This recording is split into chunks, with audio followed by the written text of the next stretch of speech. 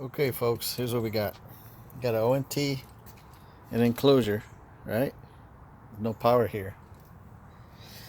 So I got the power supply from the ONT, scotch locked it to existing power line that was here for the alarm. It goes into the garage. Comes out right there somewhere. Right? Follow along. It goes up here.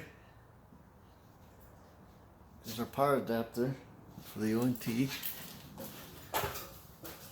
Scotch locked to the brick, just like it is outside to the connector, plugged into the ONT. And